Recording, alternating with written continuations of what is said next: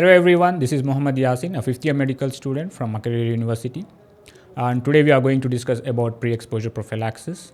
And in this topic, the contents are oral pre-exposure prophylaxis and ring pre-exposure prophylaxis and also injectable pre-exposure prophylaxis. So before getting into the details of pre-exposure prophylaxis, I want you to understand about what is pre-exposure prophylaxis actually. So it is initiating ARV medications to the person who is at higher risk of acquiring HIV infection before exposure to the HIV. So I hope you understood about pre-exposure prophylaxis. Now we are going to discuss more about how do we provide pre-exposure prophylaxis to the patients, to the clients. So the first step is for screening for risk of HIV, then screening for eligibility, then how do we initiate the pre-exposure prophylaxis, then after explaining the client for the follow-up, and also the guidance on discontinuing the PrEP prophylaxis. So in screening for HIV risk, we are screening the people who are at a substantial risk of acquiring HIV infection. And these people include people who have had unprotected sex in the past 6 months with multiple partners of unknown HIV status, and also the people who have had anal intercourse in the last 6 months again, and also the people who are having a sex in exchange of money, or we can say the sex workers and the transporters who travel for the long distances, and these people are also at a substantial risk of acquiring HIV infection. And some of the people who take drugs, especially they take drugs, injectable drugs, so these are some of the people who are also at risk of acquiring HIV infection. So people who are in discordant relationships, let's say a partner is HIV positive and the other partner is HIV negative. This HIV negative partner will be in higher risk of acquiring HIV infection, and the chance of acquiring HIV infection will be greater if the partner who is HIV positive is not on ART medications and the viral load is not suppressed. And the people who are also using these post-exposure prophylaxis medications for more than 3 times, I think these people are also at a higher risk of acquiring HIV infection. So after screening for this, after screening the people who are at a higher risk of HIV infection, then we screen for eligibility, whoever the people are in substantial risk of acquiring HIV infection. So the next step is screening for eligibility. After meeting the substantial risks for HIV criteria, we need to send the client for HIV testing, and there are testing to be done using national algorithm testing. Then also we look for the signs and symptoms of acute HIV infection. Then after we also assess for hepatitis B infection.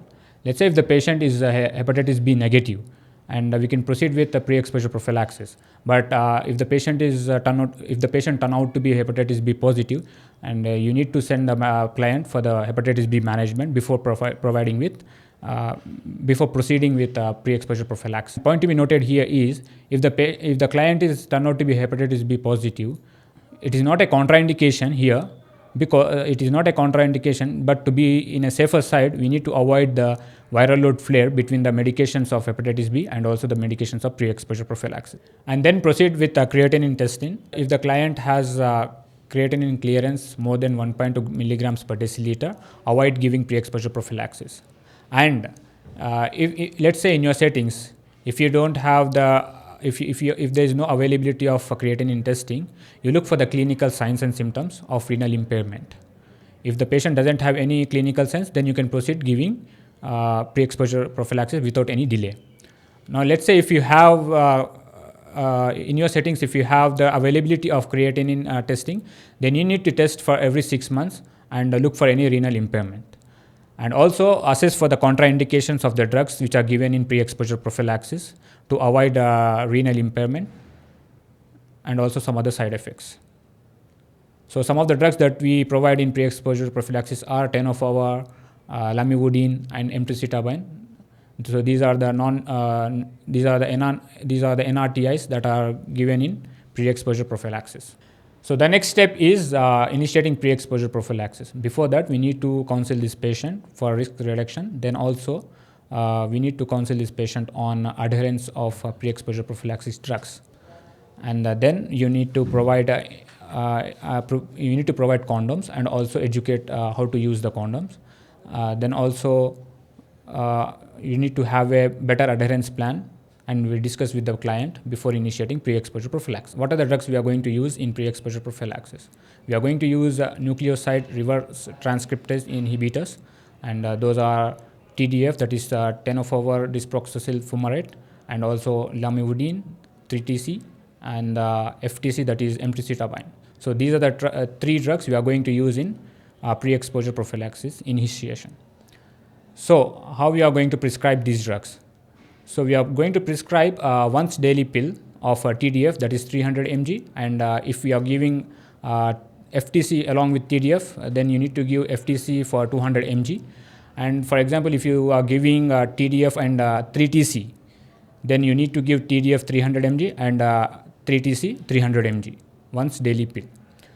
Then this should be given for the whole month, and you need to consult the patient for any side effects of these drugs. Yeah, and also you need to give a 1 month follow-up date after the initiation of medications. And the next step in pre-exposure prophylaxis is follow-up on clients who are using the pre-exposure prophylaxis drugs. So after the initial visit where the patient has received the pre-exposure prophylaxis, you need to give this patient a 2-month follow-up appointment. Then after, you can give this patient quarterly appointments. After that, you need to test this patient for HIV antibody testing, then using the national algorithm testing for every 3 months. If the client is woman, you need to test for pregnancy if there is any history of amenorrhea, and also review the patient's understanding about pre-exposure prophylaxis, and also assess for the risk exposure profile. And if the patient is still in the risk of acquiring HIV infection, you need to counsel the patient and advise and counsel on risk reduction activities.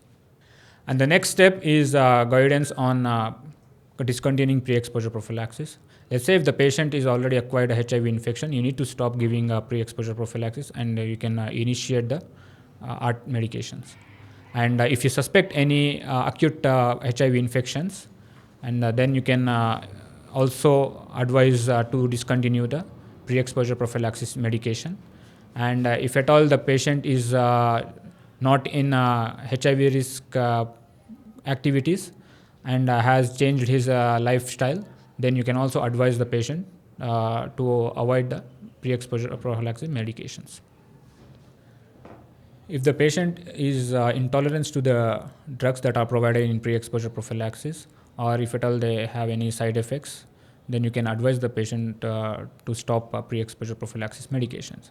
And if there is any chronic non-adherence to the drug, and even after making despite efforts, still the adherence is not improving, then you can stop the medications. And also, if at all the client does not want to take these medications, then it's okay, and I need to respect the decision of the client, and then also you can advise them to stop the medications. And the people who are in sexually discordant relationships, and the partners, they are negative, if they are negative of HIV infection, and if at all the other partner who is HIV positive and he has a good adherence to the medication for like more than 6 months, you can advise the other partner to discontinue these medications. So these are the steps that are included to provide a pre-exposure prophylaxis.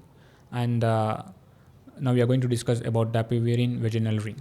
It is a white silicone ring which is a long-acting, which contains 25 milligram of dapivirine, which is a non-nucleotide reverse transcriptase inhibitor. And this ring must stay in vagina for 1 month, and you should not remove this ring before 1 month to be effective.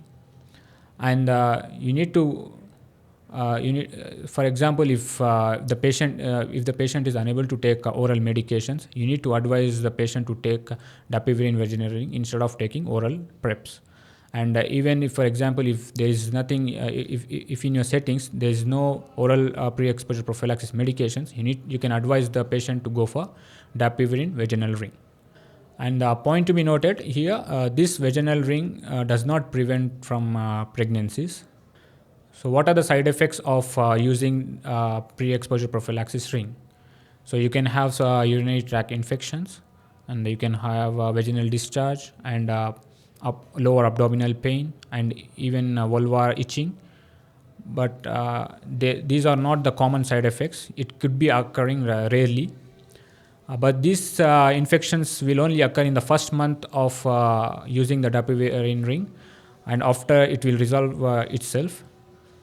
Note, there's no interaction between dapivirine ring and contraceptive use. So you can use contraceptive pills and also pre-exposure prophylaxis ring.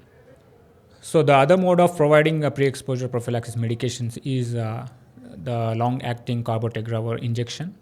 It is an injection which is given to the buttocks, and it is an intramuscular injection which is provided once every 4 weeks in 2 months, and after that you can provide this medication once every 2 months. Thank you for watching. If you enjoyed this video, please give it a thumbs up and share it with your friends. You can also subscribe to our channel for more great content. And don't forget to follow us on Instagram, Twitter, Facebook and TikTok.